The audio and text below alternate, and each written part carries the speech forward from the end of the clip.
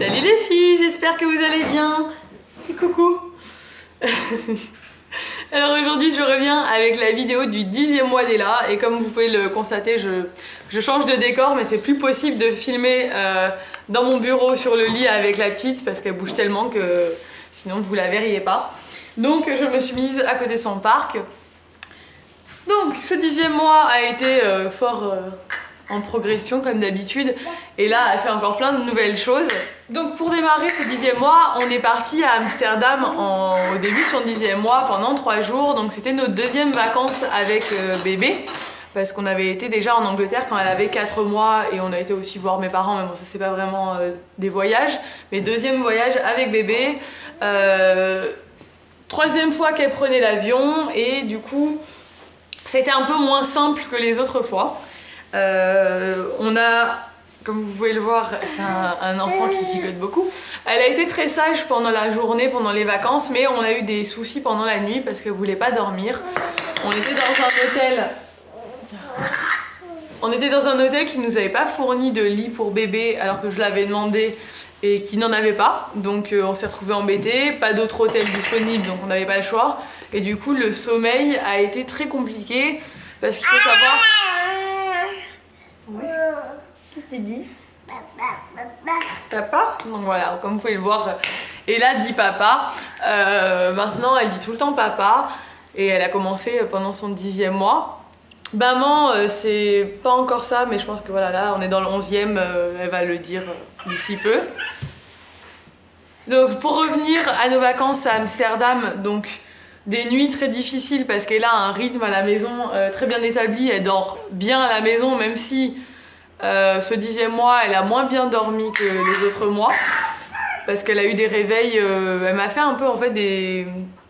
Depuis qu'on est rentré de vacances, elle m'a fait un peu des angoisses. Enfin, j'ai l'impression qu'elle se réveille angoissée. Elle se réveille en pleurant, donc on se dit qu'elle fait peut-être des petites angoisses nocturnes, mais c'est aussi l'âge, il y a une période comme ça à cet âge-là. Là, c'est en train de passer, donc ça va mieux depuis, depuis qu'elle est dans son 11e mois, ça va beaucoup mieux. Mais voilà, à Amsterdam, elle n'a pas du tout dormi. Le soir, dès qu'on voulait la coucher, c'était la crise. Donc ça a été des nuits super compliquées. J'ai dû l'endormir au bras. Elle hurlait comme si on était en train de l'assassiner. Donc voilà, c'était un peu compliqué pour nous qui n'avons pas l'habitude d'avoir un bébé qui pleure. Donc voilà, par contre, les journées se sont super bien passées. Elle a été très sage dans la poussette toute la journée. Elle était dans la poussette, elle était super contente de voir ce qui se passait autour, on l'a emmenée partout, on s'est pas privé d'aller au restaurant ou quoi que ce soit. Mais voilà, c'est sûr qu'à cet âge-là, c'est un peu plus compliqué et surtout il faut savoir s'organiser. Donc je vous ferai sûrement une vidéo sur voyager avec bébé, j'en avais fait une première, je vous mettrai le lien en barre d'infos. Je vais vous en refaire une avec les nouvelles expériences que j'ai eues depuis. Pour vous donner mes conseils parce qu'il faut vraiment partir. Moi je pense que vous pouvez partir n'importe où avec bébé mais il faut être très organisé et surtout ne pas trop se charger et nous on était trop chargés. Voilà. Donc voilà pour Amsterdam. Ensuite elle a beaucoup progressé en mobilité. Bon maintenant elle va partout, elle monte la marche, elle descend la marche, elle descend même la marche toute seule maintenant mais voilà, elle est à fond, elle est tout le temps debout, elle s'accroche au meuble, elle veut tout le temps être debout. Voilà. Non, pas les éclairages, c'est dangereux. Et elle a son petit caractère qui commence à bien apparaître. Mademoiselle ne supporte pas qu'on lui dise non. Voilà. Elle râle. Et là, non. C'est dangereux, bébé.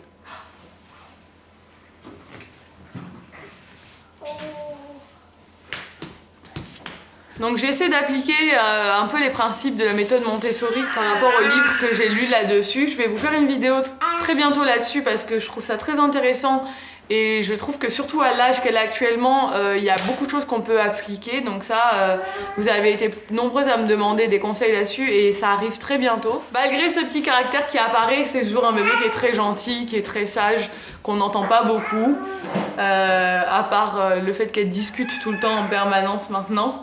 Mais on n'a vraiment pas de... On a vraiment de la chance d'avoir un bébé aussi calme. Ensuite, pendant ce 10e mois, Ella est tombée et un nombre incalculable de fois, malgré le fait que je fasse super attention, je peux pas, enfin, on peut pas tout gérer, c'est-à-dire que vu qu'elle se lève sur tout et n'importe quoi, des fois elle se lève, elle tombe de suite, ou des fois même à quatre pattes, elle veut aller tellement vite qu'elle glisse et elle tombe, donc elle s'est cognée un peu de partout, elle s'est coincé les doigts, enfin voilà. C'est un peu le lot, je pense, de tous les parents qui ont des enfants qui commencent à se déplacer, mais ça fait peur, mais bon, c'est comme ça, hein, on n'a pas le choix. Elle nous a fait quelques jours où elle refusait de boire de l'eau, enfin on avait beaucoup de mal à lui donner de l'eau, et vu qu'il faisait assez chaud à ce moment-là, on lui a acheté du baby soif, mais bon, du coup, on en a donné que quelques jours parce qu'après, c'est rentré dans l'ordre. Maintenant, elle boit avec son petit biberon d'eau, elle boit toute seule et elle veut boire toute seule. Donc, on lui donne et des fois, elle joue avec et puis elle boit juste pour jouer. En fait, elle boit, donc et ça, c'est assez pratique. Donc voilà, ça, c'était juste une petite passade, mais c'est terminé. Ensuite, comme je vous le disais, elle se met partout, elle se met debout partout, et maintenant elle a un petit trotteur, un petit pousseur là, que je lui avais acheté. Au début ça l'intéressait pas trop et maintenant elle commence de plus en plus à se mettre debout dessus, à essayer de le pousser. Donc bon, je me dis que voilà, ça commence à bouger au niveau de la marche. Nous, Nico et moi, on a marché à 1 an.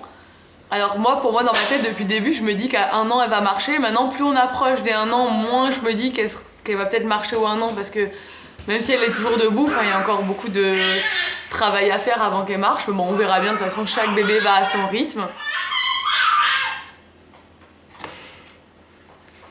Elle fait cette espèce de voix que, je sais pas si vous avez entendu, je sais pas, on dirait qu'elle parle en chinois. Et elle nous fait beaucoup rire, elle prend une espèce de voix très aiguë, donc elle arrive à dire maman avec cette voix-là, mais ça ressemble pas à maman parce qu'elle le dit avec une voix tellement aiguë et... C'est une vraie coquine maintenant, elle nous fait beaucoup rire, ça elle fait toujours le clown, elle essaie de nous faire rire. Et quand elle voit qu'on rigole, elle le fait encore plus. Donc au niveau poids, je pense pas qu'elle ait bougé, je pense qu'elle doit toujours être autour des 10 kilos parce qu'elle s'est vachement affinée, je trouve. Elle a peut-être grandi un petit peu, mais on n'a pas eu de rendez-vous ce mois-ci. Je l'aurai à 11 mois pour les vaccins. Je l'habille en 18-24 mois. Ça dépend après des marques, mais en généralement c'est 18 ou 24 mois. Donc c'est bon, toujours un bon gros bébé, mais ça commence vraiment à se stabiliser maintenant, donc c'est bien parce qu'elle peut profiter de ses habits. Ah oui, elle adore les livres. Là c'est vraiment... Là je dis ça, elle a un livre dans les mains, c'est pour ça. Elle va chercher ses petits livres, je vous montrerai, j'ai réorganisé son coin jeu. Elle a tous ses jouets, ça c'est par rapport à la méthode Montessori. Je rentrerai plus en détail dans une autre vidéo, mais en gros elle a ses jouets en accès libre et elle choisit ceux avec quoi elle veut jouer. Et elle va toujours chercher ses livres. Quoi qu'il arrive, elle joue énormément avec ses livres. Les petites cartes aussi, je lui avais donné des petites cartes, elle adore ça. Et voilà, les livres et les petites cartes, c'est vraiment ce qui l'intéresse le plus en ce moment. Elle a des jouets avec des livres qui font de la musique. Et il faut appuyer sur un petit bouton pour déclencher la musique. Et maintenant, elle est vraiment très précise. Elle appuie avec son doigt sur le petit bouton pour allumer la musique. Donc elle a bien compris ça. On voit qu'elle comprend énormément de choses quand on lui parle. Maintenant, on lui dit non à pas mal de choses et elle comprend bien le non, elle n'y va pas quand on lui dit non, mais bon, des fois elle râle, quand je sais qu'elle a son petit caractère, c'est parce qu'elle va se retourner en nous regardant de travers, genre pourquoi vous m'empêchez de faire ça? Après, on l'empêche pas de tout faire parce qu'on n'est pas non plus des parents, par rapport toujours à cette méthode, il y a des choses, mais ça je rentrerai plus dans le détail, comme je vous le disais dans une autre vidéo, mais il y a des choses où il ne faut pas les empêcher de faire juste parce que nous on n'a pas envie qu'ils le fassent alors qu'il n'y a rien de dangereux ou rien de trop sale. Voilà, des fois il faut les laisser explorer un maximum parce qu'à cet âge là ils ont besoin, c'est comme ça qu'ils jouent, c'est en explorant toute la maison et en découvrant tout ce qui se passe autour d'eux. Elle a eu sa petite chaise pendant je la tiens parce que c'est dangereux, sa petite chaise pendant son 10e mois qu'elle adore. Elle est tout le temps en train de se mettre debout dessus, de la pousser, d'essayer de monter dedans. Donc là, c'est moi qui l'ai assise dedans. Elle s'est pas assise toute seule. Ah, tu te caches? Mais elle adore, elle fait vraiment grande là-dedans. Et ça, c'est pour sa nouvelle chambre qui arrive bientôt. Elle aime plus trop être dans le parc, donc on la met pratiquement plus. Parce que mademoiselle a envie de passer par-dessus, donc on la voit qui lève la jambe en l'air et qui et qui essaie de sortir parce qu'elle a plus l'habitude. Donc voilà, elle a vraiment plus du tout envie de rester dedans, mais bon c'est normal et nous je pense qu'on va pas tarder à l'enlever le parc en fait. Je sais pas. Je le laisse pour l'instant parce que ça reste pratique quand on a vraiment un truc à faire et qu'il faut, il faut qu'elle soit en sécurité. Mais après, c'est vrai qu'on ne l'utilise pas tant que ça en fait. Elle est tellement mobile et tellement curieuse qu'elle n'a pas du tout envie de rester dedans. Ensuite, pendant ce 10e mois, elle s'est aussi mise debout dans sa gigoteuse dans son lit. Donc ça, elle a commencé au début du 10e mois. Donc quand elle avait 9 mois. C'est ça qui a fait qu'au début son sommeil était devenu un peu difficile à ce moment-là parce que dès qu'on la couchait, elle se remettait debout dans la gigoteuse et du coup elle voulait jouer comme quand elle était dans son parc quoi. Donc le temps qu'elle comprenne, il a fallu quelques jours avant qu'elle comprenne que même si elle arrivait à se mettre debout, on dormait dans le lit, c'était fait pour dormir. Donc maintenant on a plus de soucis. Par contre on la retrouve tout le temps debout le matin ou après la sieste. Dès qu'elle se réveille, hop, elle se met debout et puis elle tape sur les barreaux, elle saute dans son lit, elle est contente. Au début, on a eu le droit à quelques gamelles parce que forcément, debout dans une gigoteuse, elle tenait pas trop l'équilibre et dès qu'elle se lâchait, elle tombait. Maintenant, ça va, on a plus de problème, elle arrive à se rasseoir, se rallonger comme elle veut dans la gigoteuse. Et bientôt, ce sera l'été, elle aura plus besoin de gigoteuse.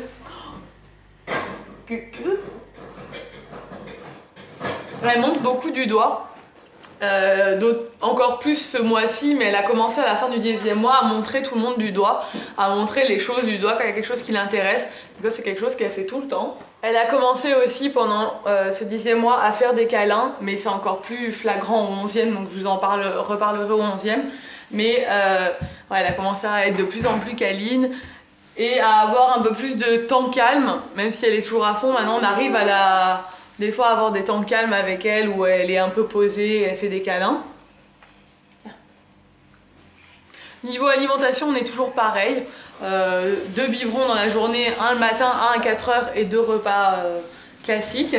Elle mange beaucoup de fruits dans son petit food feeder de chez Kids Me que je vous avais présenté dans mes favoris du mois. Elle adore ça, donc on lui fait goûter tous les fruits en ce moment. C'est vraiment quelque chose qui lui plaît beaucoup. Et quand elle nous voit manger, elle rouspète, elle a envie de goûter tout ce qu'on mange, donc bon, on sait que c'est une gourmande de toute façon, ça c'est pas nouveau. Qu'est-ce que tu fais? Tu vas sous ta chaise? J'espère que cette vidéo vous a plu et je vous dis à bientôt pour une nouvelle vidéo. Ciao!